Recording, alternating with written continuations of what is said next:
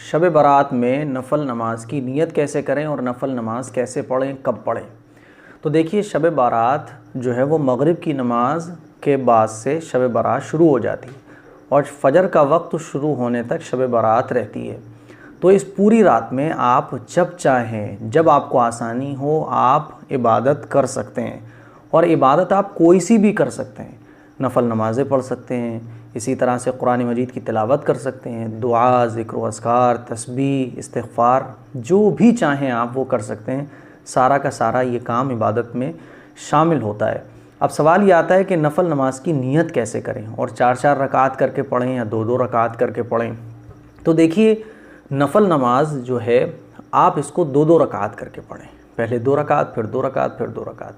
अगर कोई इसको 4 रकात करके पढ़ता है तब भी ठीक है, लेकिन अफजल और बेहतर ये है कि 2-2 रकात करके नफल नमाज पढ़ी जाए। अब इसकी नीयत कैसे होगी ये भी आप समझें। देखिए, इसकी नीयत करने का आसान तरीका, बहुत आसान ये है कि मिसाल के तौर पे आपको 50 रकात नफल नमाज पढ़ना है या आपको 20 रकात पढ़ना है, तो आप इकट्ठी 20 रकात की नीयत बांध लें। कैसे बांधेंगे कि दिल में आप ये नीयत कर लें कि अल्लाह मैं 20 रकात नफल नमाज पढ़ने जा रहा हूँ, फिर आप 2-2 रकात करके पढ़ते रहें। नीयत, मैं बार बार इस चीज़ को क्लियर करता हूँ कि नीयत जो है वो दिल के इरादे का नाम है। और आप ज़बान से कहना चाहते हैं तो आप इस तरह से कह लें कि नीयत करता हूँ मैं 20 रकात नमाज नफल वास्ते अल्लाह ताला के, मुँह मेरा काबे शरीफ की तरफ, अल्लाह अकबर। ठीक है, बस आप एक बार 20 रकात की इकट्ठी नीयत बांध लें। फिर उसके बाद आपको बार बार हर 2 रकात पर ज़बान से नीयत बांधने की ज़रूरत नहीं है। अब बस आप डायरेक्ट पढ़ते चले जाएँ। और वही जैसे हम नॉर्मल नमाज़ों के नफ़ल पढ़ते हैं, नमाज़ों की सुन्नतें पढ़ते हैं कि शुरू में सना पढ़ते हैं, फिर अलहम्दु शरीफ पढ़ते हैं, कोई सूरत मिलाते हैं, इसी तरह से आप हर 2 रकात में इसी तरह से करेंगे। सबसे पहले नीयत बांधने के बाद सना, फिर उसके बाद अलहम्दु शरीफ, फिर उसके बाद कोई सूरत, फिर दूसरी रकात में आप अलहम्दु शरीफ और कोई भी सूरत। सूरतों में जो आपको सूरत याद हो वो आप पढ़ सकते हैं। तो ये तो हो गया नफल नमाज पढ़ने का तरीका। दूसरा सवाल ये है कि मुफ्ती साहब पूरी रात जागें या हम थक जाएं तो बीच में इबादत भी कर सकते हैं। तो देखिए, अगर आप थक गए इबादत करते करते तो आप रेस्ट भी कर सकते हैं, क्योंकि ये नफली इबादत है। पूरी रात जागना ज़रूरी नहीं है, बल्कि दिल के साथ, दिल से अल्लाह की इबादत करना ज़रूरी है। अब मिसाल के तौर पे आप अगर सो जाते हैं, थक जाते हैं, आप सो गए, फिर आप उठे, फिर इबादत कर लें, ठीक है, कोई दिक्कत नहीं है। और अगर आप वो पूरी रात इबादत कर लें तो भाई बहुत अच्छी बात है। ज़ाहिर है, जो जितना ज़्यादा मेहनत करेगा वो उतना ज़्यादा पाएगा। दूसरी बात ये कि सलातुत तौबा और सलातुल हाजत की नमाज।